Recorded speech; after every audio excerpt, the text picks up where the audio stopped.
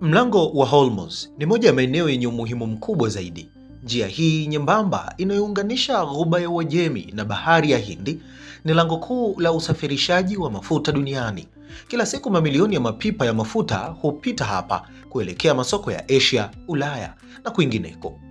Kutokana na umuhimu huo, eneo hili limekuwa kitovu cha mvutano wa muda mrefu kati ya mataifa makubwa, hasa kati ya Irani na Marekani. Kwani katika miaka ya hivi karibuni, tishio la migodi ya baharini limeibuka tena kama silaha muhimu katika mkakati wa kijeshi wa Irani. Kwa mujibu wa tathmini za kijeshi, Irani ina akiba inayokadiriwa kufikia maelfu ya migodi ya baharini, ambayo inaweza kutumika kudhibiti au hata kufunga njia ya Hormuz wakati wa mgogoro. Migodi hii ipo katika aina mbalimbali, ikiwa na uwezo tofauti wa kushambulia, ambapo limpet mines huwekwa moja kwa moja kwenye miili ya meli. Moored mines huning'inia chini ya maji na kulipuka zinapoguswa. Bottom mines hulala sakafuni na kulipuka kwa vihisi vya sauti au mitikisiko, huku drift mines husafiri juu ya maji na kulipuka kwa mguso. Nguvu ya silaha hizi haipo tu katika uharibifu wake, bali katika uwezo wake wa kuleta hofu na kuzuia usafiri wa majini bila mapambano ya moja kwa moja. Marekani imekuwa ikifuatilia kwa karibu hali ya usalama katika Hormuz.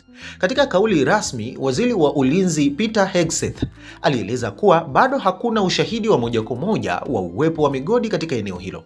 Hata hivyo, hatua za kijeshi zimeonyesha kuwa maandalizi hayo katika kiwango cha juu.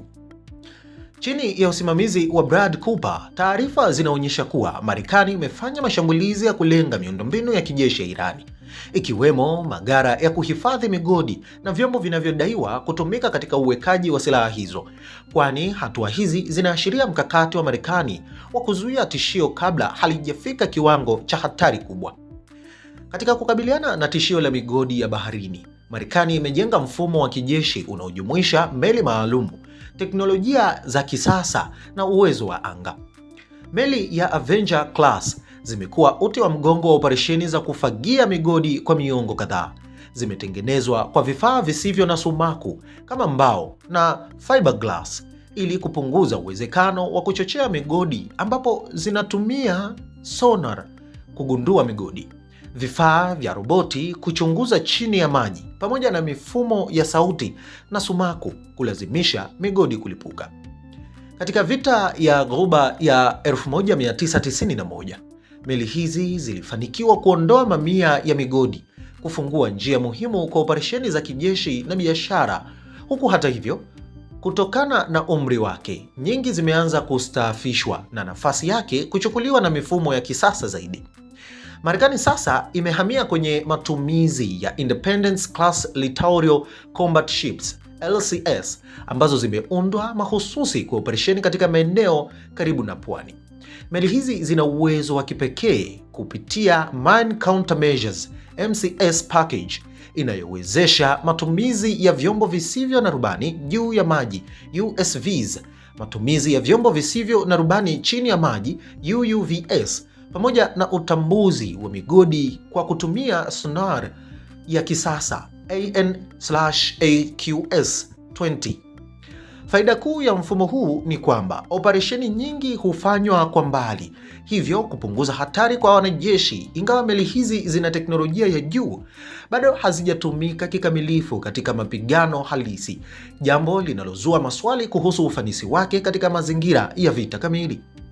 Katika ngazi ya anga, Marekani hutegemea helikopta kama MH-60 Seahawk ambazo zina vifaa vya Airborne Laser Mine Detection System AN/AES-1 kwa kugundua migodi, pamoja na Airborne Mine Neutralization System AN/ASQ-23-5 kwa kuharibu migodi.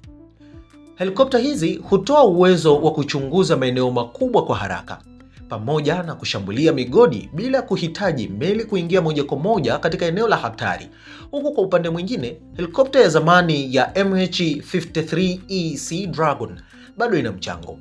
Licha ya uwekezaji mkubwa wa Marekani katika teknolojia na mifumo ya kijeshi, changamoto kadhaa bado zipo. Ugumu wa kugundua migodi yote, hasa ile iliyojificha chini ya bahari, hatari kwa meli za kisasa ambazo haziwezi kuingia moja kwa moja kwenye maeneo yenye migodi, pamoja na uwezekano wa Irani kutumia mbinu zisizotabirika, ikiwa ni pamoja na uwekaji wa migodi kwa siri.